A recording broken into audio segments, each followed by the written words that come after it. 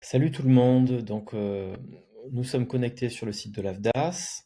Alors lorsqu'on se connecte, on arrive directement sur l'accueil.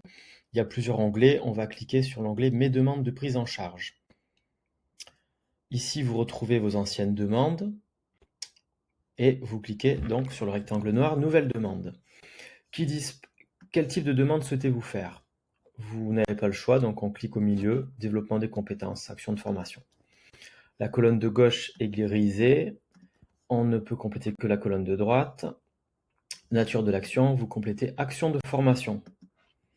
Le libellé du parcours, donc c'est le nom de la formation, intitulé précis de la formation. Vous le retrouvez donc dans le mail que vous avez reçu, également sur le devis. Voilà. Donc pour aller plus vite, vous pouvez faire pour ne pas faire d'erreur, vous pouvez récupérer le mail et puis faire un copier-coller, soit depuis le mail, soit depuis le devis.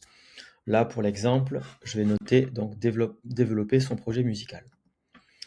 Nombre total prévisionnel de modules. Alors pour l'AFDAS, on va écrire 1, parce que le module égale la formation entière.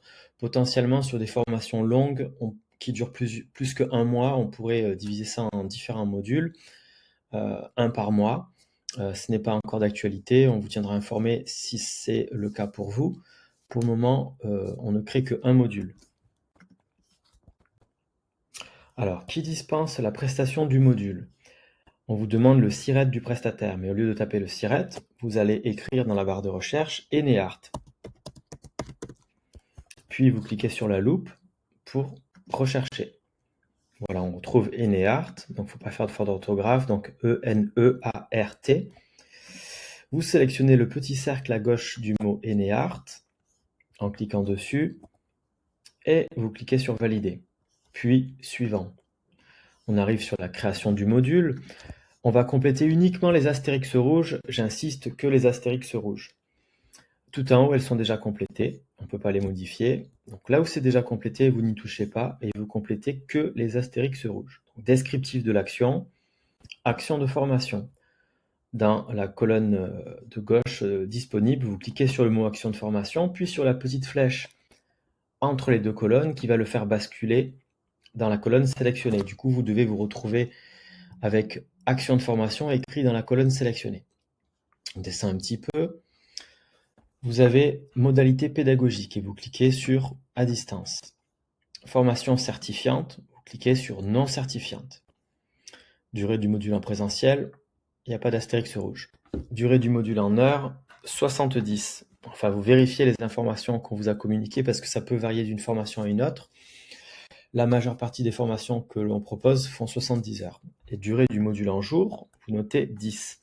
Là encore, c'est à vérifier dans le mail que vous avez reçu avec le devis. La date de début et la date de fin sont également présentes sur le devis. Donc, très important de vérifier les dates sur le devis pour mettre les dates qui correspondent au devis. Autre chose de très importante, quand vous allez cliquer sur l'agenda qui s'affiche, vous sélectionnez le bon mois. Des fois, certains font l'erreur de cocher le bon jour, mais pas dans le bon mois. Donc, ça crée une erreur. Donc, par exemple, là, on va faire une dépôt au 17 novembre avec une fin le novembre le 28. Donc, je suis bien en novembre et en novembre du 17 au 28. L'heure de début, elle est également communiquée sur le mail. En général, c'est 9 heures pour le début et 17 pour la fin. Pensez à bien vérifier le mail que vous avez reçu, il y a toutes les informations dessus.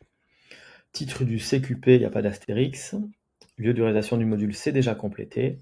Et il ne reste plus que le coût total du module en hors taxe. Donc cette information, vous l'avez dans le devis et aussi dans le mail que vous avez reçu en même temps que le devis. Voilà. Ici, on est à 4 200 €. Attention, c'est bien le montant hors taxe qui est demandé, non pas TTC. Formation à distance, donc il n'y a pas de frais annexes, je précise, on va y revenir après. Autre chose à compléter, c'est les frais total coût des pédagogiques à payer aux prestataires. On est sur 4 200 € également. Donc il faut que les deux colonnes s'équilibrent. On fait enregistrer. Là, le module est créé. On vérifie. Voilà. Il n'y a pas grand-chose à vérifier non plus. On clique sur suivant. Potentiellement, si on avait un deuxième module, c'est ici qu'on viendrait le créer. Mais là, ce n'est pas le cas. Comme je vous l'ai dit, un module, c'est la formation globale.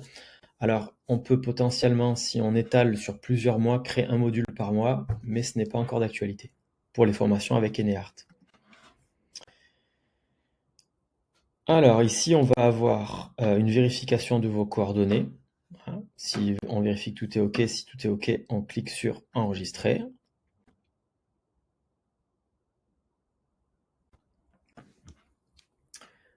Et ici, on vous demande les frais annexes par module.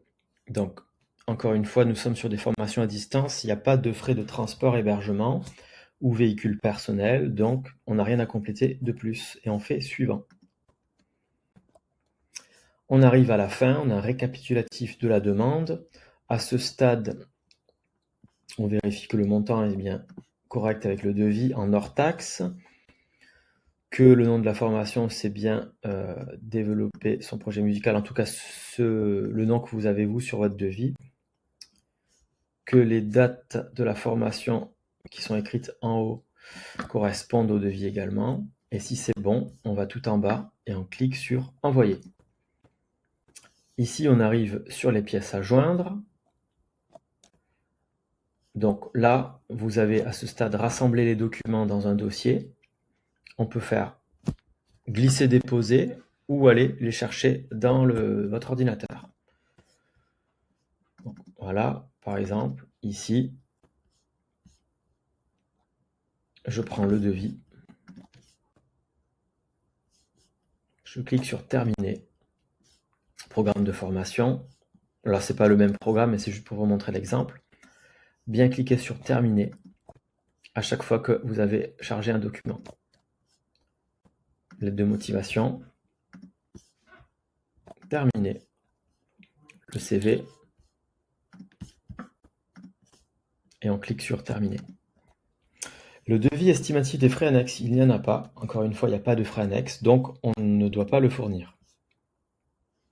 Justificatif d'activité, ce sont vos AEM ou les GUSO, les justificatifs de bulletin de salaire, ça fonctionne également. L'idée, c'est qu'on va fournir